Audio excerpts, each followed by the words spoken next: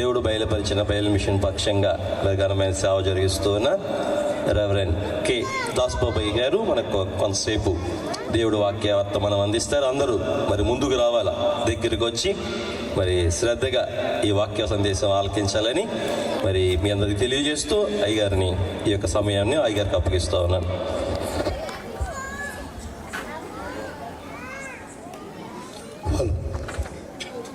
అందరికీ మరణాత, అందరం చెప్తాం మరణాత. మూడోసారి ముచ్చటగా చెప్పుకుందాం మరణాత. సంతోషం. ప్రభునందు ప్రియమైన వారులారా, ఈ క్రిస్మస్ సంబరములలో రెండవ దినము, రెండవ వాక్య సందేశము అందించుటకు కృప చూపించిన త్రియేక దేవునికి కృతజ్ఞతలు, వందనములు, మరణాతలు తెలియచేస్తూ ఏర్పాటు మిషన్ను అందుకొని మన మధ్య ఆత్మ సంచారులుగా సంచరించుచు ఉన్న మన ఆత్మీయ జనకులు తండ్రి గారికి కృతజ్ఞతలు తెలియచేస్తూ, ప్రియులరా, కొద్ది సమయము దేవుని యొక్క మాటలు మనము విందాము. లూకా సువార్త 1వ అధ్యాయము 26వ వచనము నుండి 28వ వచనం వరకు వాక్యాన్ని చదువుకుందాం. 6వ నెలలో చదివిందమ్మా. 6వ నెలలో గాబ్రియేలు దేవదూత గలిలయలోని నజరేతు అను ఊరిలో దావీదు వంశస్థుడైన యోసేపునకు ఒక పురుషునికి ప్రధానము చేయబడిన కన్యక యొద్దకు దేవుని చేత పంపబడెను. ఆ కన్యక పేరు మరియా. ఆ దూత లోపలికి వచ్చి ఆమెను చూచి, దయాప్రాప్తురాలా, నీకు శుభము, ప్రభు నీకు తోడై ఉన్నాడని చెప్పాను. దేవుడు తన పరిశుద్ధ వాక్కులు మన వినికిడిలో దీవించును గాక. ప్రార్థన చేసుకుందాం. వాక్య ధ్యానము కొరకు దైవ సహాయము నిమిత్తం ప్రార్థన చేసుకుందాం. దయగలమా యేసు ప్రభువా, మీ పరిశుద్ధ నామమునకు వందనాలు, నమస్కారములు. ఈ ప్రాముఖ్యమైన, ప్రత్యేకమైన, ఘనమైన ఈ సమయములో గనుడను మీ యొక్క మా తండ్రి నోటి బోరగా వాడుకొని మాకు అవసరమైన విలువైన అమూల్యమైన సంగతులు అందించమని, మీ మాటల చేత మమ్ములను తృప్తిపరచమని వాక్యమయున్న యేసు నామమున ప్రార్థించుచున్నాము పరమ తండ్రి, ఆమేన్. ప్రభు పాదముల యొద్దకు ఆయన వాక్యము వినటానికి వాక్యాశక్తితో వచ్చిన వారులరా, వాక్యమును విని వాక్య ప్రకారముగా నడుచుకొనగలిగిన భాగ్యము వాక్యమయున్న ప్రభు మనలకు ప్రసాదించును గాక. ఆమేన్. ప్రభునందు ప్రియమైన వారులరా, దేవుని యొక్క మాటలను మనము ధ్యానము చేసుకుందాం. ప్రియులరా, మరి ఒక మారు ఈ ఘనమైన క్రిస్మస్ పండుగను ఆచరించుకున్నట్టుకు ప్రభు మనకు కృప చూపించిన వారై ఉన్నారు. క్రిస్మస్ అనగా క్రీస్తును ఆరాధించుట అన్న సంగతి మనమందరము బాగుగా ఎరుగుదుము. ఈ పండుగను గురించి దైవజనులు ఎన్నో సంగతులు తెలియచేశారు. వాటిలో సంగతి ఏంటి అంటే, మానవులుగా మన బ్రతుకులు ఎప్పుడు ఏదో ఒక కష్టము, నష్టము, బాధ, వ్యాధి, కన్నీరు ఖచ్చితముగా ఉండక మానదు. ప్రియులరా, ఈ పండగ దేని కొరకు అంటే, మనము ఈ బాధ, కష్టము, కన్నీరు, వ్యాధి మరిచిపోవుట కొరకే. కనుక పండగ ఆనందములో మనకి ఏ జ్ఞాపకం రావు? బాధలు జ్ఞాపకం రావు, కష్టాలు జ్ఞాపకం రావు, వ్యాధులు జ్ఞాపకం రావు. కనుక మనలను ఆనందింప చేయటానికి దేవుడు ఈ పండగలను ఏర్పాటు చేసిన వారై ఉన్నారు. కనుక వాటిలో ఓ ఘనమైన పండగ ఈ క్రిస్మస్ పండగ. ప్రియులారా, ఈ పండుగను గూర్చి ఎన్నో సంగతులు మనము ప్రతి ఏటా వింటూ ఉన్నాం. దేవుని మహా ఉచితమైన కృపను బట్టి ఇది 13వ కూటము, 13వ సభ. ప్రియులారా, ఈ క్రిస్మస్ను గూర్చి మరి మీకు తెలియచేటుకు గాను ఓ 7 మాటలు మనము సమయమును బట్టి వివరించుకొనగోరిన వారమైతే, ప్రియులారా, మొదటి మాట ధ్యానము, 2 దానము, 3 గానము, 4 దీనము, 5 జ్ఞానము, 6 పానము, 7 దీపము. ఈ 7 అంశములలో ఈ పండుగ ఇమిడి ఉన్నది. ప్రియులారా, నాకు ఇవ్వబడిన సమయంలో క్లుప్తముగా మీ అందరికీ అర్థమయ్యే శైలిలో ఈ మాటలు తెలియచేస్తాను. మొదటి అంశము ధ్యానము. ప్రియులారా, మనం చదువుకొనిన లేఖన భాగములో దూత మరియ యొద్దకు వచ్చారు. ఆమె లోపలికి, ఆ దూత లోపలికి వచ్చి ఆమెను చూచి దయాప్రాప్తురాలా అని మాట్లాడుతూ ఉన్నారు. కనుక ఇప్పుడు లోపల ఉన్న మరియా ఎక్కడ ఉన్నారు, ఏం చేస్తూ ఉన్నారు అని మనం ఆలోచన చేస్తే ఆమె ధ్యానములో ఉన్నారు. ప్రియులారా, దైవ ధ్యానము చాలా ప్రాముఖ్యమైనది. మనందరికీ ప్రార్థన చేయటం బాగా తెలుసు. ఏ కష్టం వచ్చినా ఆయన సన్నిధికి వెళ్ళి ఆయనను వేడుకొనుట, గోజులాడుకొనుట మనము మరి బాగుగా నేర్చుకొనిన పాఠమై ఉన్నది, మనకు బాగా తెలిసిన విద్య అయి ఉన్నది. అలాగే కొందరు వారి వారి గృహములలో, బ్రతుకులో, జీవితములో దేవుడు చేసిన కార్యములను బట్టి స్తుతించే అనుభవము కలిగి ఉన్నవారై ఉన్నారు. అలాగే ఏర్పాటు మిషను బిడ్డలుగా మనందరము కూడా కనిపెట్టు అనుభవము కలిగిన వారమై ఉన్నాం. ప్రార్థన, స్తుతి, కనిపెట్టుట ఇవన్నీ మనకు బాగా తెలుసు. మరి ధ్యానము తెలుసా? ప్రియులారా, ఏ రోజన్నా తెల్లవారుజామున కొద్ది సమయము ఆయన యొక్క కార్యములను బట్టి, ఆయన లక్షణములను బట్టి మనము ధ్యానము చేయగలిగామా? కనుక మనము ధ్యాన అనుభవము కలిగి ఉండవలసిన వారమై ఉన్నాం. ప్రియులారా, దైవజనులు అంటారు, ధ్యానములో ఉండండి, జ్ఞానమిచ్చును సలహా అన్నారు. ధ్యానములో నుంటేనట మన జ్ఞానమే ఓ సలహా ఇస్తుందట మనకి. గనుక మరియా ధ్యానములో ఉన్నారు. దావీదు గారు అంటారు, నీ వాక్యమును నేను దివారాత్రులు ధ్యానిస్తూ ఉన్నాను. మొదటి కీర్తనలు మనకు బాగా తెలుసు, 2వ చరణములు.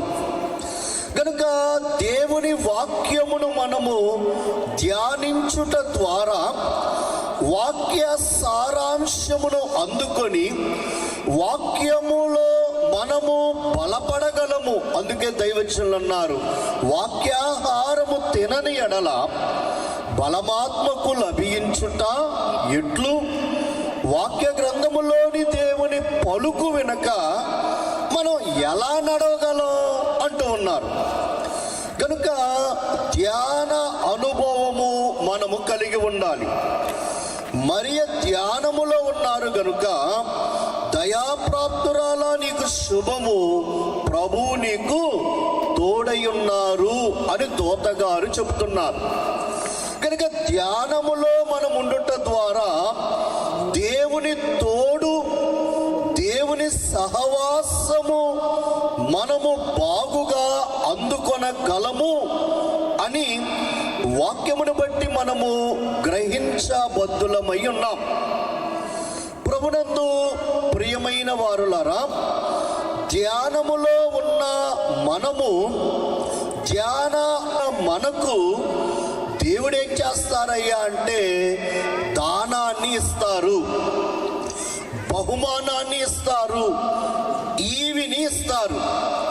కనుక ధ్యానము ద్వారా కలిగే దానమేంటయ్యా అంటే ప్రభువారిని తండ్రి అయిన దేవుడు మనకు దానముగా ఇచ్చారు. చూడండి వాక్యము, రోమాపత్రిక 8వ అధ్యాయము 32వ వచనమును కనుక మనము చూడగలిగితే అక్కడ వ్రాయబడి ఉన్న మాట, తన సొంత కుమారుని అనుగ్రహించుటకు వెనుక తీయక అందరి కొరకు ఆయనను అప్పగించిన వాడు ఆయనతో పాటు సమస్తమును మనకు ఎందుకివ్వరు? కాబట్టి తండ్రి అయిన దేవుడు తన సొంత కుమారునే మనకు దానముగా ఇస్తే, తన ఏకైక కుమారునే మనకు బహుమానంగా ఇస్తే, తన యొక్క కుమారుడైన ప్రభువుని మనకు అనుగ్రహిస్తే ఆయనతో పాటు సమస్తము మనకు ఎందుకివ్వరు అంటూ ఉన్నారు. కనుక సమస్తము కూడా ఆయన మనకు కుమారుని బట్టి, కుమారుని ద్వారా అనుగ్రహించు గొప్ప దేవుడు అని మనము వాక్యమును గ్రహించబద్ధులమై ఉన్నాం. ప్రభునందు ప్రియమైన వారులారా, మనము ధ్యానములో ఉండుట ద్వారా ఆయన అనుగ్రహించే దానములు, బహుమానములు మనము అందుకొనగలము. కనుక అన్ని దానముల కంటే గొప్ప దానము వాక్య దానము, అలాగే కుమారుని దానము అని కూడా దైవజనులు సమర్పణ ప్రార్థనలో మనకు బాగుగా నేర్పించిన వారై ఉన్నారు. ప్రియరా, ఈ దాన అనుభవములో నుండి మనము 3వ అనుభవము గాన అనుభవములోనికి వెళ్ళాలి. చూడండి, లూకాసు వార్త 2వ అధ్యాయము 14వ వాక్యాన్ని మనము చూడగలిగితే, సర్వోన్నతమైన స్థలములలో దేవునికి మహిమయు ఆయనకిష్టులైన మనుషులకు భూమి మీద సమాధానము కలుగును గాక అని దేవునికి స్తోత్రము చేయుచుండిరి. కనుక దూతల సమూహము ప్రభువారి జన్మ వార్త వినిపింపబడగా, నేడు రక్షకుడు మీ కొరకు పుట్టి ఉన్నారు అన్న వార్త తెలియబడగా వారు గానము చేస్తూ ఉన్నారు. ప్రభునందు ప్రియమైన వారులారా, సర్వోన్నతమైన స్థలములలో దేవునికి మహిమ, ఆయనకిష్టులైన వారికి భూమి మీద సమాధానము. కాబట్టి గానము చేయుట ద్వారా మనకు సమాధానమును దేవుడిచ్చి వారై ఉన్నారు. మన తల్లిగారు ఏర్పాటు శిష్యాలలో తరచూ చెప్పేవారు ఓ మాట, ఏమని అంటే, మనము గానము చేస్తే అంటే పాటలు పాడితే, రాగాలు తీస్తే రోగాలు పోతాయి అని పదే పదే తల్లిగారు మనకు నేర్పించిన వారై ఉన్నారు. కనుక దూతల గానముతో పాటు ఈ క్రిస్మస్ కాలములో మనము ప్రభువుని స్తుతించుట ద్వారా, కీర్తనల ద్వారా గొప్ప దీవెన, ఆశీర్వాదము అనేది మనము అందుకొనగలము అని వాక్యమును బట్టి మనము చూడగలుగుతూ ఉన్నాం. ప్రభునందు ప్రియమైన వారులారా, గానము చేయుట ద్వారా భూమి మీద తనకిష్టులైన వారికి ఏం కలుగుతుందంట? సమాధానం. కాబట్టి ఈ క్రిస్మస్ కాలములో మనకు దేవుడు సమాధానమునిస్తాను అని సెలవిస్తూ ఉన్నారు. కనుక సమాధానము లేని కుటుంబములలో ఆయన సమాధానమును వసగు గొప్ప దేవుడై ఉన్నారు. పిల్లరా, సమాధానము లేని పరిస్థితులు లోకములో బహుగా కనబడుచు ఉన్నాయి. పిల్లరా, మీకు అర్థమవటానికి మన చేతిలో ఉన్న వేళ్ళు ఒకదానికొకటి సమాధానము లేదండి. ఒకదానికొకటి సమాధానము లేకుండా మరి క్రమములో ఇవి లేవు. వీటికి సమాధానము లేక నేనంటే నేను గొప్ప అనుకుంటూ ఉన్నాయట. ఏంటి మీ గొప్ప చెప్పండి అని మరి మిగిలిన 4 వేలు 1 వేలును అడుగుచూ ఉన్నప్పుడు ఈ మొదటి వేలు అందట, నేను నిలబడకపోతే నీ గొంతు ఎండిపోతుంది గనుక నేనే గొప్ప అని ఈ వేలు మాట్లాడుతుందట, బ్రొటని వేలు. రెండవది చూపుడు వేలు మాట్లాడుతూ ఉందట, నువ్వు కాదు గొప్ప, నేనే గొప్ప. ఏంటి నీ గొప్ప అంటే, నేను చూపిస్తేనే కానీ మీరు ఎక్కడికైనా వెళ్ళలేరు, నేనే గొప్ప అందట. తదుపరి వేలు అంటుందట, నా పక్కన నిలబడండి, అందరికన్నా ఎవరెత్తుగా ఉన్నారు, నేనే. పని చేసుకుంటుంది, ఏళ్ళు చూసుకుంటుంది, అవునా కాదా అని. కాబట్టి నేనే గొప్ప అని ఈ వేలు మాట్లాడుతుందట. ఇక తర్వాత వేలు అంటుందట, మీరు అందరే కాదు, నేనే గొప్ప. వెండైనా చెప్పండమ్మా, బంగారమైనా నాకే ధరిస్తారు కనుక నేనే గొప్ప అంటుందట. పిల్లలకి చివరి వేలుకి ఏ ఆధిక్యత లేదు కనుక ఎవరు గొప్ప దేవుణ్ణి అడిగి తెలుసుకుందాం. అందరూ ముందుకు రండి, యేసయ్య మరణ చెప్దాం, మరణాత అందంట. అందరూ ఎవరు వెనకాల నిలబడాలి? ఎవరు ముందుకు రావటానికి ఎవరికి ధైర్యం లేదు? ఈ బ్రొటన వేలు ముందుకు రావటానికి.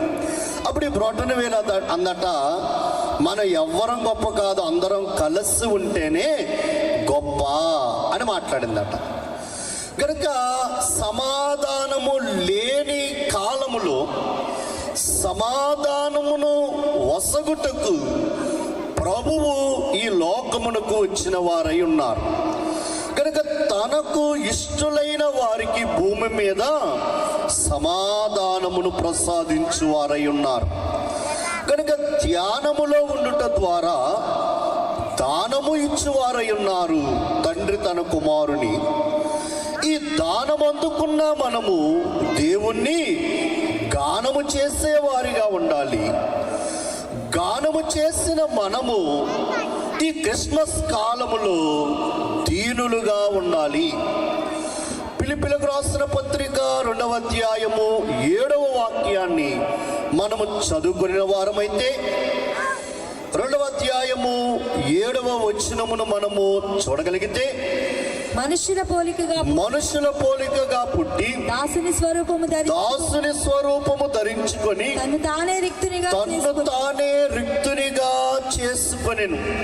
కనుక ప్రభువారే ఈ లోకానికి ఎలా వచ్చారయ్యా అంటే దీనునిగా వచ్చారు, రిక్తునిగా వచ్చారు. ప్రియులారా, సర్వము కలిగిన దేవుడు ఉయ్యాల తొట్టి కూడా లేనివానిగా వచ్చారు. పరిపూర్ణ వస్త్రము ధరించుకొనుటకు ప్రియులారా తగిన స్థితి లేని వానిగా పొత్తి వస్త్రములతో ఆయనంత దీనుడుగా తగ్గించుకుంది ఎందుకోసరము అంటే నన్ను నిన్ను గనులుగా హెచ్చించుటకు. ప్రియరా, మనకు సకల సౌఖ్యములు సదుపాయములు అందించుటకు ఆయన దీనుడుగా ఈ లోకమునకు వచ్చిన వారై ఉన్నారు.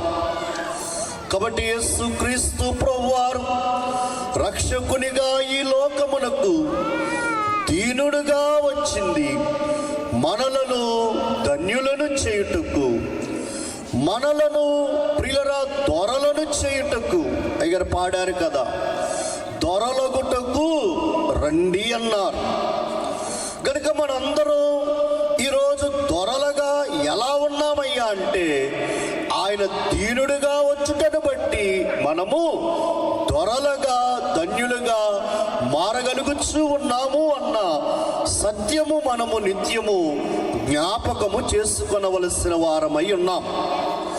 ప్రియులరా, ఇంకొంచెం మనం ముందుకు వెళితే మనము ఈ క్రిస్మస్ కాలములో దీనులుగా ఉండుట మాత్రమే కాక, ఐదవది జ్ఞానులు.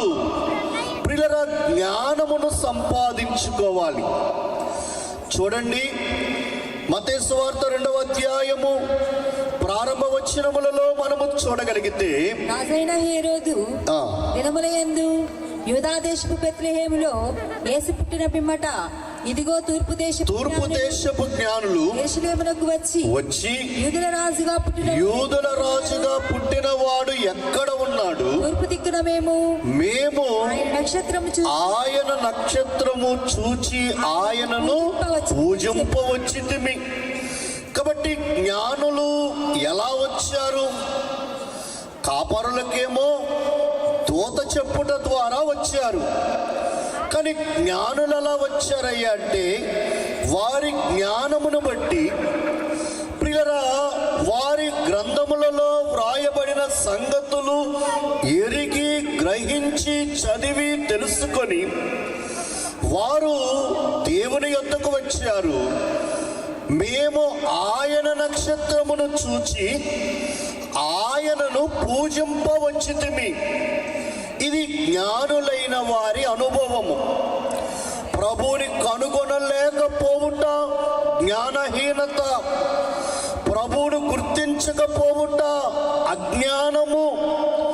ప్రియులరా, దైవజనులు దేవుని లక్షణములలో ఓ లక్షణము జ్ఞానము అని తెలియచేస్తూ, నీవు జ్ఞానివై ఉన్నావు గనుక నాకు బయలుపడినావు.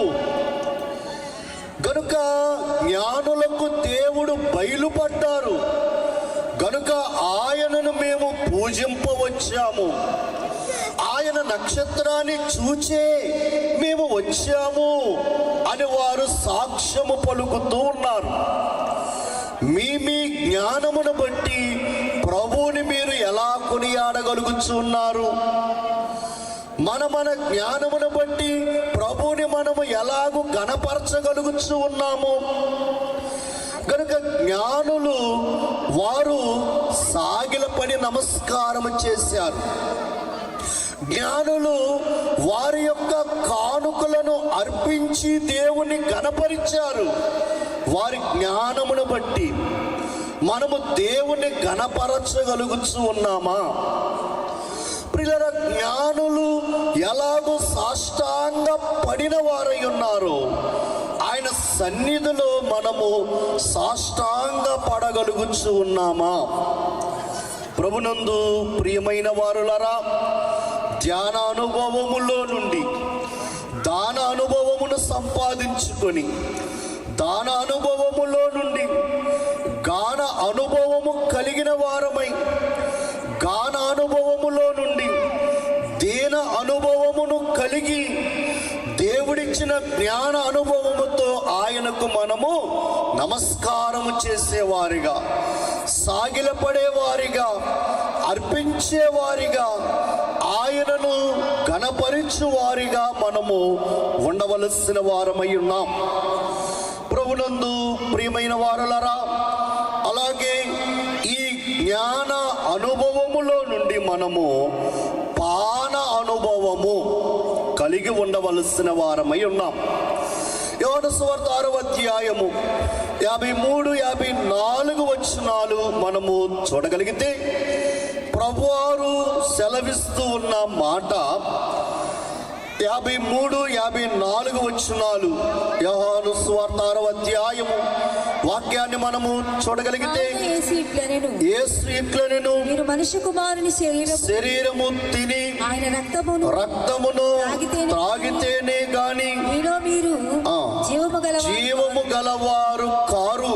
కాబట్టి ఆయన శరీరము తిని రక్తము త్రాగువాడే నిత్య జీవము గలవాడు. గనుక మరి మనము పానము చేయవలసినది ఆయన రక్తమును. ప్రియులరా, మరి నెల ప్రారంభ దినములలో మనమున్నాం. లెక్క ప్రకారము మొదటి ఆదివారము ఆయన శరీర రక్తములు మనము అందుకొనబద్దులమై ఉన్నాం. కాబట్టి ఆయన ఈ లోకమునకు వచ్చినది దేని కొరకు అంటే తన ప్రాణమును పెట్టుటకు ఆయన వచ్చారు. ఆయన శరీర రక్తములు మనకు అందించుటకు ఆయన వచ్చారు. కనుక తన శరీర రక్తములు మనకు సమర్పించుటకు ఆయన వచ్చారు. ఆయన మన కొరకు తన్ను తాను అర్పించుకొనిన దేవుడై ఉన్నారు. కాబట్టి ఆయన తన్ను తాను మనకు అర్పించుకొని ఉండగా మనము కూడా మనము ఆయనకు అర్పించుకొను అనుభవమును కలిగి ఉండవలసిన వారమై ఉన్నాం. ప్రియురా, చివరి అంశము దీపము. యెషయా గ్రంథము 9వ అధ్యాయము 2వ వచనమును మనము చదువుకొనిన వారమైతే 9వ అధ్యాయము 2వ వచనములు దీర్ఘదర్శి అయిన యెషయా ప్రవక్త తెలియచేస్తూ ఉన్న మాట, చీకటిలో నడుచు జనులు గొప్ప వెలుగును చూచుచున్నారు. మరణ ఛాయ గల దేశ నివాసుల మీద వెలుగు ప్రకాశించును.